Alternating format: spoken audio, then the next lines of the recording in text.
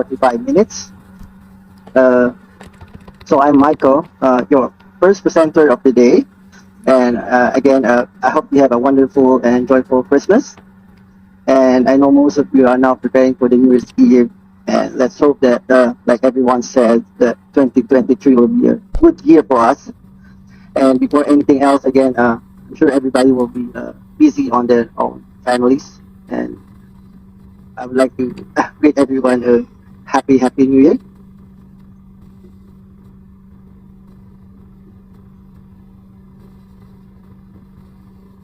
So again, I'm Michael. I'm an L1 judge. Uh,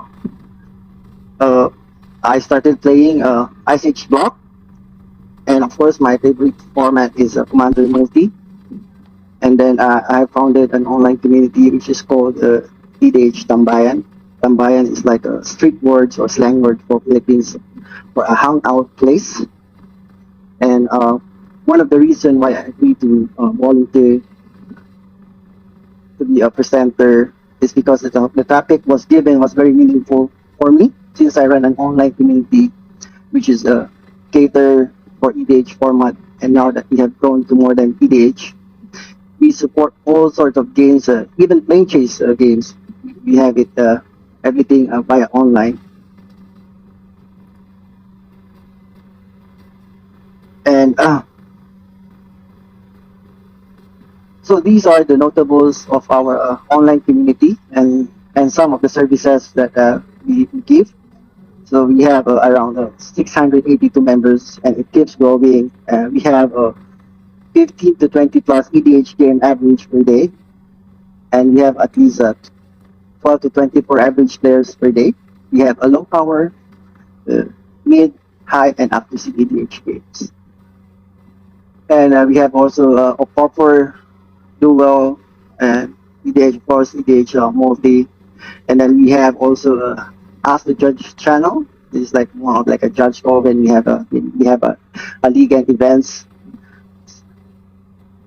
and then we make sure that this community is a fun and friendly environment, and we have of course moderated and house rules, and it is being played from different parts of the world.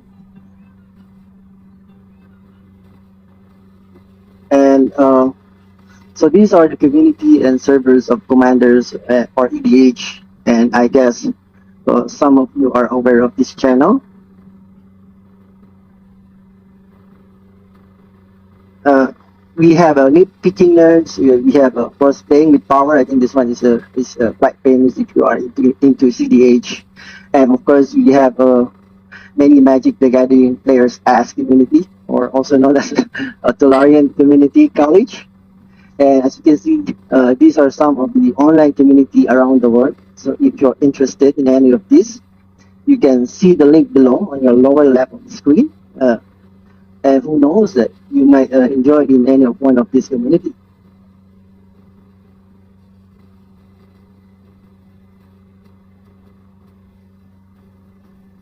So all right, we will be going for our objectives for today in no particular order. Uh, what is online community, and we will try to illustrate the fundamentals. Sustaining online community, which is my topic for today, and what are the reasons and the gaps that are filled in by a online community. Like as they say that physical events are back, is there a need for online community? So we will go through a bit of details later on this subject. Well, of course, we have pros and cons. Of course, this one will be having a sum list later on. And online game application for MTG. I know we have a lot, but I want to focus on few items. And while the presentation is ongoing, you can drop in your questions in the chat room. And by the end of each topic, we will try to answer it. And our moderator also will kindly help us to collect some of your questions if needed. So yeah, let's go to our main presentation.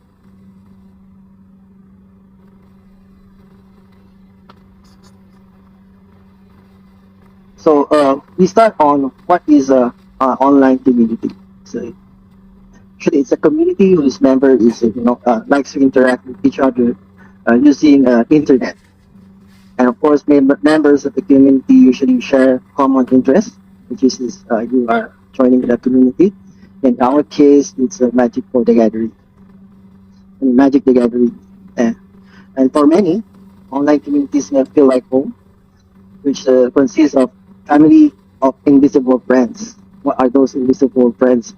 So these are friends that you haven't met personally, but you are like been friends for a long time now.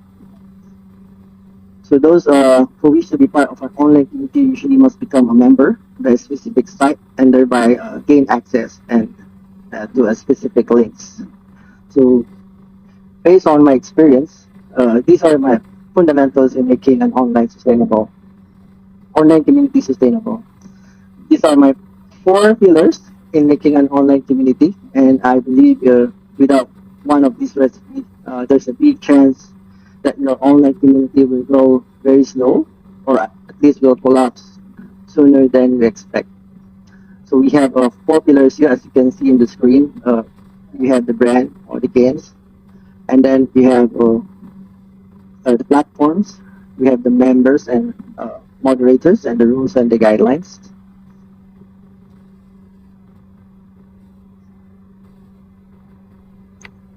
So, so what is a brand? Brand is this. This is where you think about what kind of community you like to make and what is the purpose of it. We want to make sure that it's beneficial not only for you but all who would like to join as well. So for me, the best way to think is what kind of community would you like to make or join. it's not about. It's always about what you love doing, right? So if you gain more knowledge, if you like to gain more knowledge about the stickers or shoes, of course you will join some of the sneakerhead community. Or if you want to explore and meet new friends around your town, you join an online group and see if you have friends who is already joined this group. Sometimes we are surprised that hey, you're here also. So those kind of things. So like for judges, of course we have also online community within our network of friends, right? Whether that is an online community for a local game store or just a group of players in your area. So basically, brand is the represent of what kind of community that you want to have. So yeah, let's move on to the next one, which is platform. So platform is this one is a bit self-explanatory. So I'll just go into some few areas. But if you don't know, some online community use platforms before you can join in. Uh, I think you have uh, heard about the Patreon. So some of the community that I showed earlier, I think you have to be the Patreon before you can access on the certain servers or website. So if you are willing to pay, it's okay. But if you are have options to find which is are free, then it's more okay. Okay, I guess. But to me, I use my platform to engage with my members, whether it's a Facebook group or a Discord or whatever platform you will use. In this case, I will post or put upcoming events or lead or make announcement in Discord about new band cards or new sets. But there's a plenty of ways to reach out. So make sure that the best you make the best out of it. And of course, don't expect that if you just created your online community, everyone just going to jump and join in. But in fact, joining is the easiest part of it, and having them to stay is the difficult part. Sometimes it will take weeks or even months for members to be comfortable inside in the newfound online environment. That's why a welcoming environment is always need to be considered. And it will take several months or even a year for an online community to have its own life. Like meaning you don't need to guide every newcomer. I'm sure there will be some oldies inside the community that will show them around, or people started to interact by themselves. So it's like your first day in school, where your first day you just focus on your teacher and your books. But on your second day, you start to mingle and talk to your classmates or person behind you. So yeah, whatever platform you have chosen, it's one of the key ingredients. Uh, okay, next slide. So this is one of the using your platform to reach out. As you can see that I don't really just sit and listen in conference. As much as possible, I use my platform to reach out.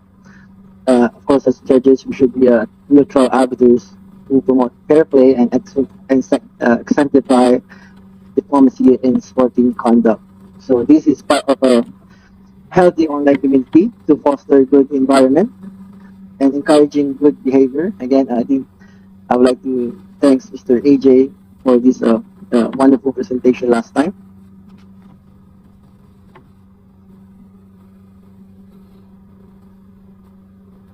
Now we move on to the next, which is members and moderators. Well, of course, without any members, you can call it community, right? So few of the challenges is how to bring in new members and how to bring in new members. I think you can have any guess, but yes, you can use our platforms to attract new members. And secondly, for new online community, you'll be the moderator at first. Of course, you're the first one. You're the first member. And as your community grow, your people come in and more tasks for you to do. So it's very important to find this like a volunteer so they can help you moderate your channel or guard members from toxic members, which is lurking inside your online community. Because these toxic members, as much as possible, we deal them with patience and diplomatic approach. Because this kind of people will chase away your members and become menace to your community if you left unnoticed. So always mingle with everyone, especially for newcomers. Not because you have founded this community, I mean, doesn't mean that you are not allowed to talk to anyone. As much as possible, you reach out to them. You don't want members making faction inside your community or bias only to your friends or playgroup. Mingle with others and always be equal to all. And the last part of this is the rules and the guidelines. So again, one of the risks in making an online community, and this will set us a benchmark for all members and how they will behave inside. So you can always set your own rules. So as long as it's confined within a norm of the society. So don't put rules or guidelines like only cute girls can join in or handsome guy can join in. So don't put those kind of guidelines. So this not only protects your community but everyone inside of it. Yes, if you don't like cats, sure. That's very. But I like cats. So yeah, this is the pillars that for me is fundamentals in making an online community. So I think this is the first topic that uh, we have discussed. If you have any questions regarding what I have presented, you can put it on the chat.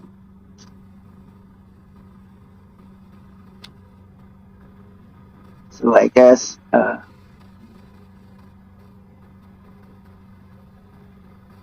yeah. So I guess everyone is quiet. So let us continue.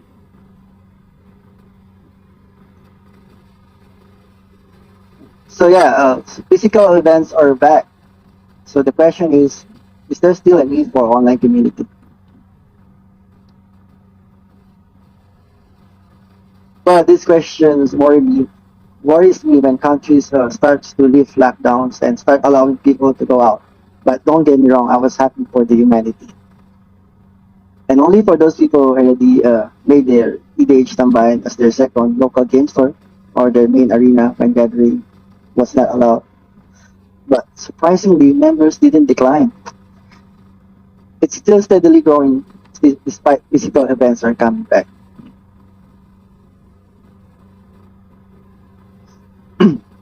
I look COVID as a catalyst for online communities to be more appreciated. but I found that it's not the main reasons why people join in the online community.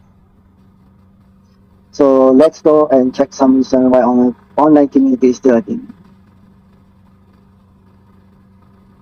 One is distance, time, budget, effort, and friends. So yeah, these are the five reasons that reason for sustaining an online community. Of course, we going for distance. Well, for sure, we always have these challenges whereby players can't attend or players forfeit because it's too far from them. And budget, yeah, we have all these constraint. Like in my case, I work outside of my home country, so I don't have any mode of transportation. So for me to go and maintain to my local game store, I have to spend like 11 to 12 USD for my Grab fare since my place don't have much access for public transport. And I'm also, yeah, lazy to walk for around 50 to 20 minutes just to go to my nearest train station and spend another 30 to 40 minutes for a train ride. So while I use Grab, I can be there like 30 minutes. So imagine if I go to an F&M, then Saturday and Sunday for any events for my local game store, that's a minimum of 30 USD per week. So if I go there like 3 times a month, that's 90 USD per month. So yeah, it's not only fair, it's but the food you have to include as well. So yeah, the budget is really one of it. One is time.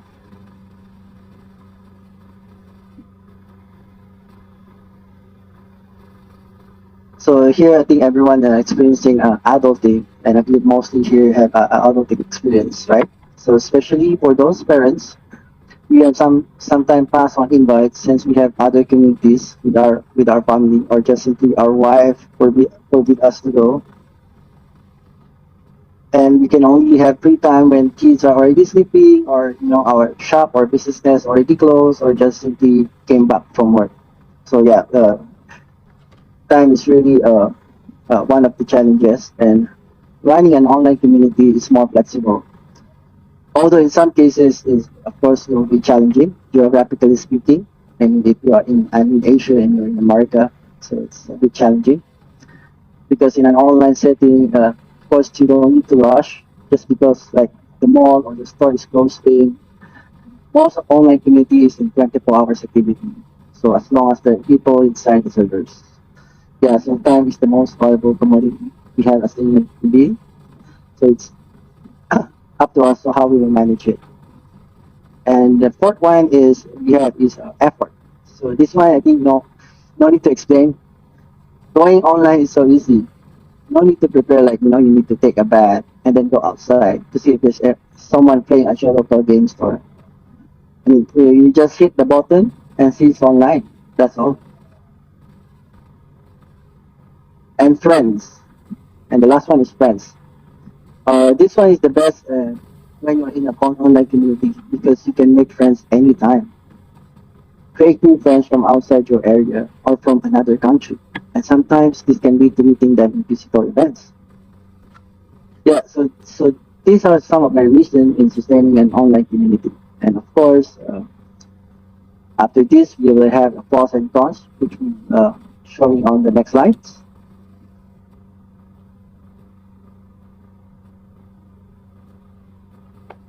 Yeah, I just want to read one of these from Darren. Yeah, connecting players for international communities for harder to find format games. Yeah, I think this one also one of the reasons. And yes, from Gina, yes, online community is larger than physical. In some cases, yes, because it's easily accessed by everyone. Now we go to the pros and cons. We start with pros, and of course, for those who have joined an online community, we can start also sharing our experience, whether it's a good or bad. I mean, you can chat in below, or you can raise your hand if you want to talk about it. So these are my pros of an online community. Most of online applications are free. Facebook is free. I mean, Discord is free, and you have a flexible time, easy to manage with correct tools. I think this one will go later on. We require minimal staff to run an event, and of course, no need to travel or go outside. Of course, again, safe during pandemic. Another one is you don't have to deal with unpleasant smell like uh, bad breath or your own smell or someone's smell, someone else smell, and you also don't need to deal with an awkward tension and conflicts of in-person interaction. I think this one is normal in any physical event. You can use your a bot to manage your basic tasks, and of course, you can meet new friends group across different areas. And sometimes this is a case-to-case basis where there is not a problem.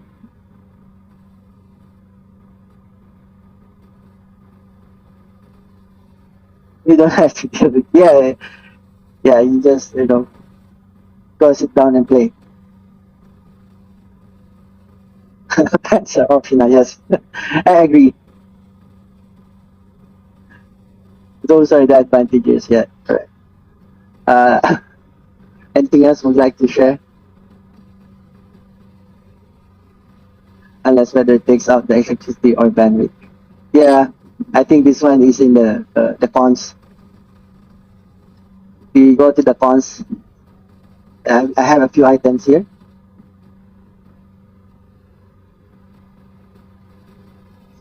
So these are one of the biggest cons of an online community. Of course, is the social interaction that you usually see in an event. You know, that you say physical hi, hello to other people, and this one is a bit weird, but some of us here explain better using hand gesture, right? You know, when you're explaining, you tend to move your hands. So those kind of interaction is it's not present in an online settings.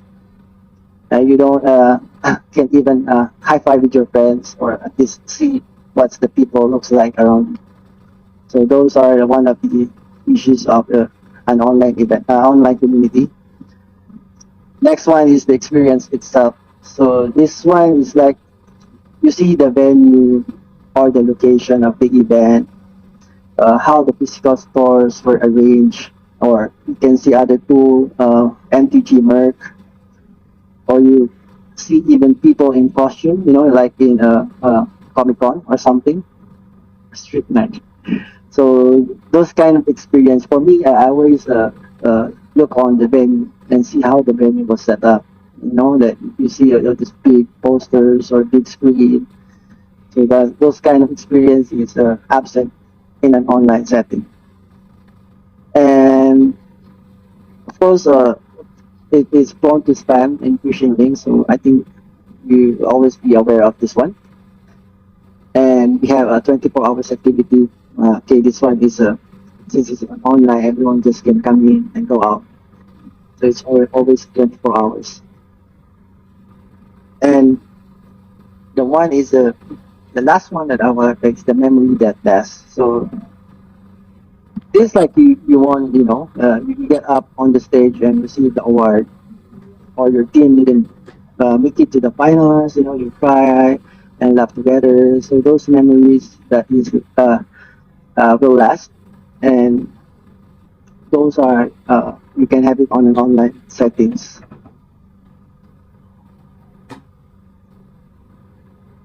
So yeah, these are some of the reasons and the pros and cons of the online community, and we will check the chat group or the chat room for any question, or you can also share your best memorable event.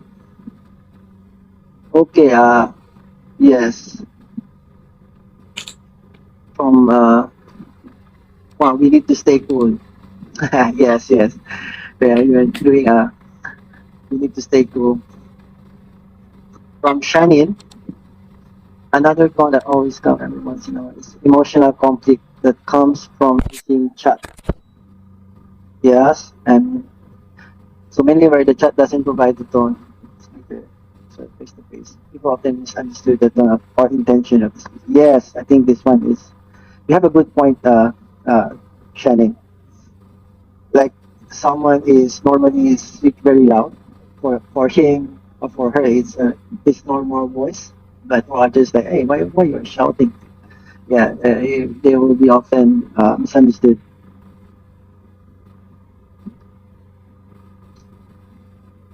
I have a little question, probably somewhat related to this and the previous one.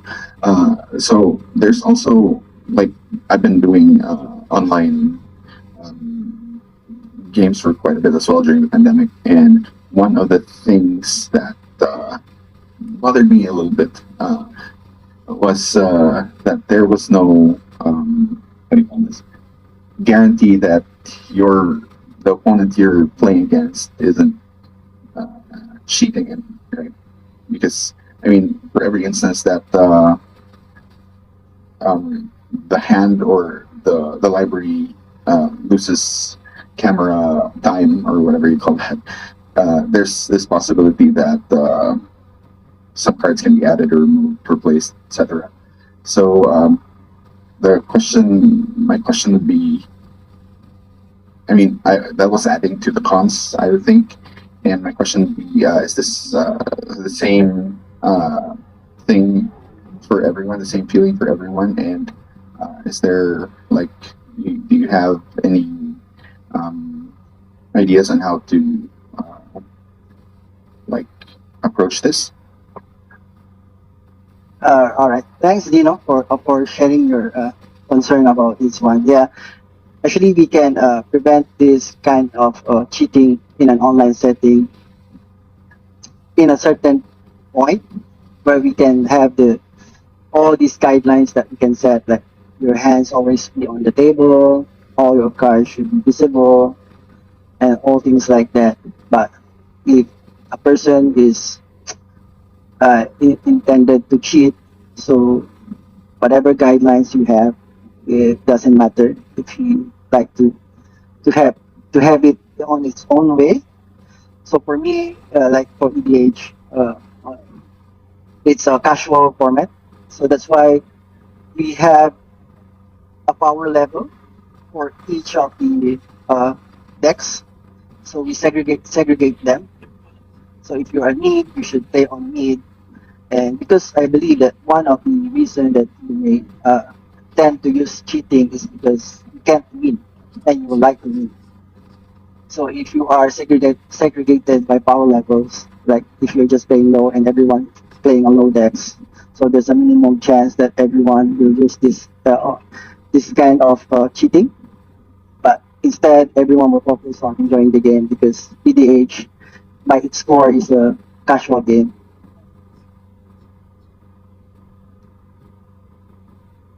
But yeah, if you are playing with everyone on every day, I think you will just feel and like in an online setting as well. If you don't want to play, you feel like you just go out. That's all. Thanks, Sushi. I hope I have an answer for your question, yeah, or at least Yeah, enlighten your question. I'm satisfied with the answer. I was All right. with the answer thing. Yes. Let's look some of the chat. Keep plays for the experience of countering another pair's combo hits. That's the only thing he lives for.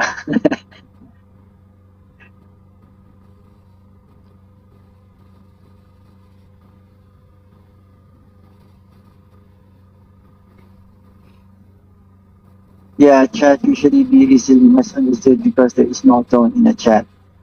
Yeah, especially when this is from AJ. Yeah, especially when you use exclamation point. So I think some people have this tendency of always using exclamation point. Like for my case, my boss like to use exclamation point. It's like, why is she shouting? So that is the for me it's my interpretation of what he's saying is like he's shouting. From Darren again, we usually do top down camera. where the deck is peaceful and it's more competitive place. Yes, the, we have these kind of guidelines. And from L2 point, there's no 100% way to ensure no cheating in an online event. Yes, that is very much correct. So you can only prevent it in a certain point, but again, at the end of the day, it's up to you.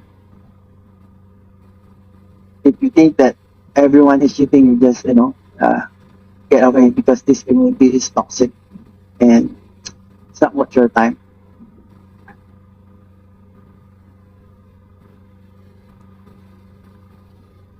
From Brighton, I used to play a bit of online legacy last time. In an event, you are disconnected for more than 5 seconds. You need to reshuffle your hand back into your deck and draw that same amount. Wow, this is like so if you want to use a time twister, you just disconnect your back for 5 seconds. Yes, from Dinner. Honesty is the best policy. Disincentivizing winning. That is the solution. Yes, I think this one, I agree on this one, especially for EDH since it's a casual game. Usually when I run a league or an event, there's no prize. It's just for glory. That's all.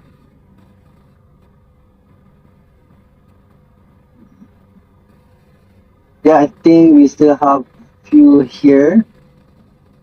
Another way is to force to use an online software, perhaps like Antap.in. Yes, this one we we usually try to use this one in the finals where you have to use Antap.in.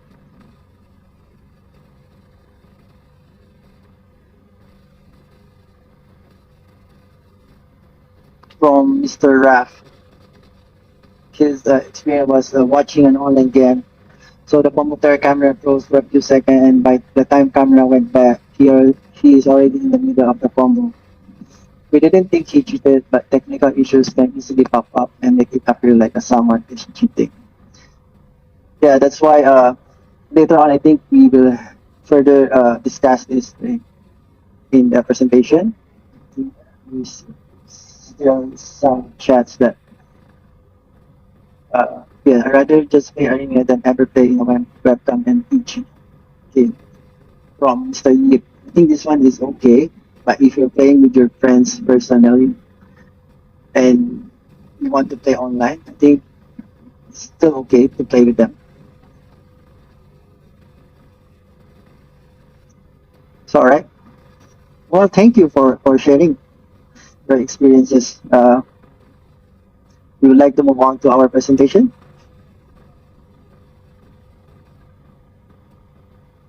So these are the online game application for MTG.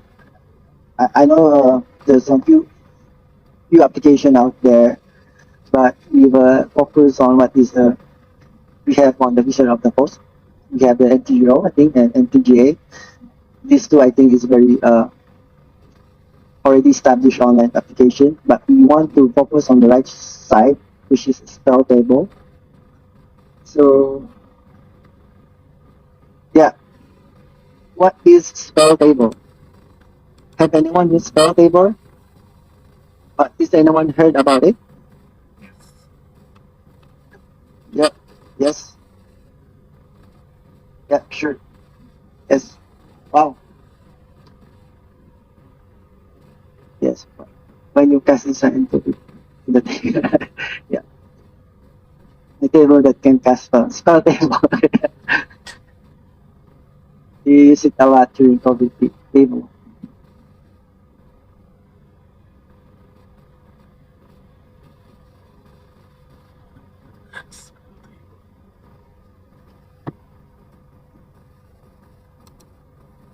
Yeah. So yeah, everyone seems to heard or familiar with the app. So let's have a bit of background and fun fact. So Spell Table was introduced in April 2022 as a virtual EDH. So previously they call it virtual EDH. So this is after the onset of COVID-19 pandemic, and made the meeting people in the flesh for MTG, especially for Commander, is unfeasible. So they take out the gathering in the Magic during the pandemic. So after an enthusiastic response from the MTG community, so the creator of the app realized that there is a need for resources to expand beyond Commander format. In order to embrace all formats, they decided to rebrand the new game, which is named Spell Table. And in May 2020, by August 2020, 3 months after, the creators of Spell Table joined Wizard of the Coast, and it was announced to be considerable resources and relationship provided by the Wizard of the Coast would allow them to continue to improve the app. And in March 2021, Times Power Remaster was the first set to officially feature Spell Table launch parties. So here you can see that communities also help overall of the society. Since Commander by its core is a casual game, during pandemic the popularity of the format rise even more during pandemic. And why? Because all competitive players don't have any place to go, and I think don't have any events to join in, so they converted to EDH during pandemic.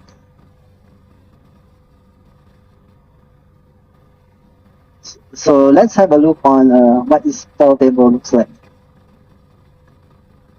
So this lobby is a public lobby where you can straight away jump in and play.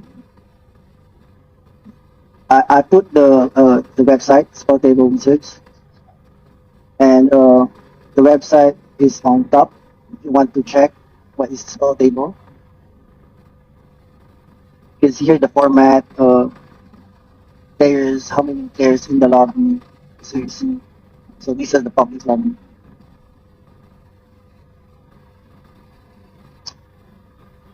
So these are the few requirements if you want to play Spell Table. So you need a laptop or desktop. Actually, you can even play with your phone or tablets. And webcam. If you don't have a webcam, you can use your phone. And also physical cards is of course needed for this Spell Table. And if you have a game account for MTG Arena, I think you are good to go. And yeah, these are the requirements. So although we have a few requirements before we can play, but this is the nearest thing that you can compare to a face-to-face when playing physical Magic online. And Spell Table support voice chat. So yes, I think it was a concern a while ago that in chat you don't have a voice tone. So Spell Tables support voice chat, or you can set up your voice channel by Discord, and yes, you can spectate while the games are being played.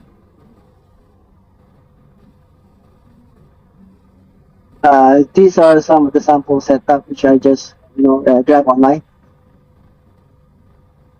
You just only need to be extra creative, and I think for sure all the requirements is already in your room and collecting dust maybe. You can see in the middle guy using a phone. The middle picture you see it's a cardboard box with the phone on top of it. So this was a thing during pandemic, and surprisingly it's still striving until today, even though that the physical events is returning, and hopefully it's still the same.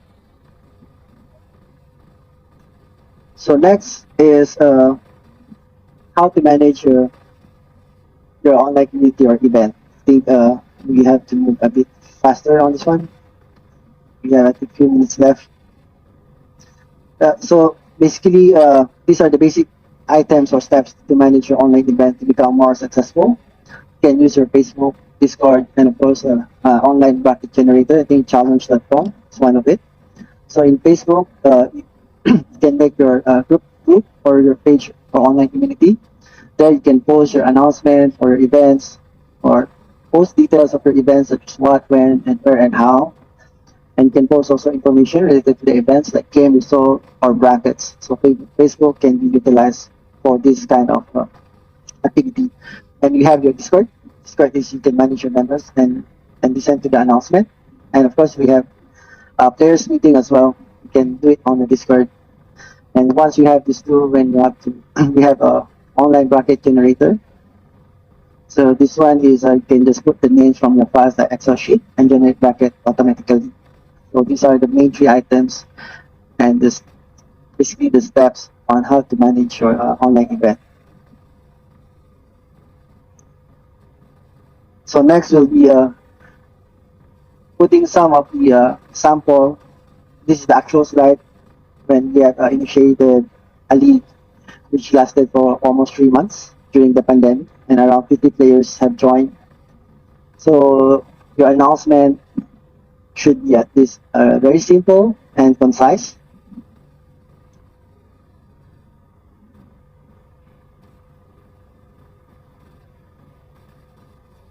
So on the left, this is how it looks like on Facebook.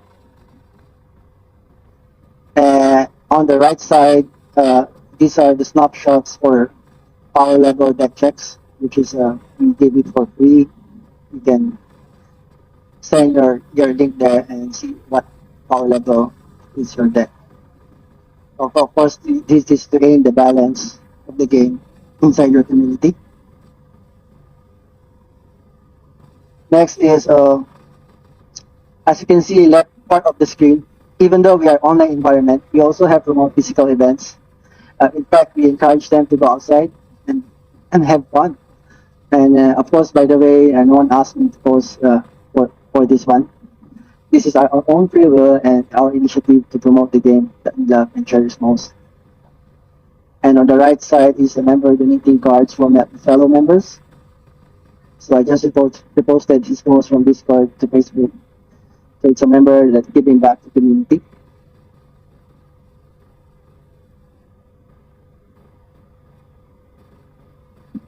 So these are the sample for the challenge.com. So again, it's an online bracket generator for an online event. Uh, so okay, now that we are almost end of our presentation, so I just like to ask this question. Is there a digital magic tournament policy? I think everyone can guess the answer. Actually, I can see my screen, my chat screen.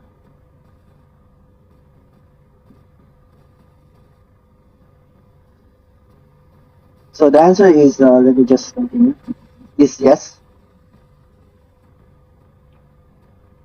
The Magic Tournament Rules, or the MTR for table plays, sets the baseline for what is expected from a tournament and how that tournament should function. The digital MTR, surprisingly, does the same thing. And also, by the way, if you plan to improve your knowledge on running digital events for online community, I may suggest you can visit this module for MTG digital events. It's really, really informative. And now that almost near, we just like to have a recap.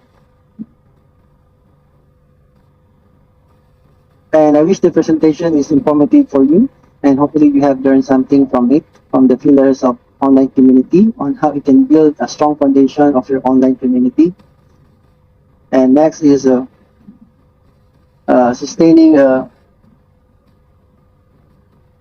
reason and benefits of building and sustaining an online community, and of course, using online application and tools for your community. And the last one is the basic steps and managing an online events. So yeah, thank you so much for sharing your time with me. I hope you enjoyed my presentation as I enjoyed mine. Hope to see you again in the next conference. So we will have some Q&A before we wrap up this presentation. Again, thank you and Happy New Year.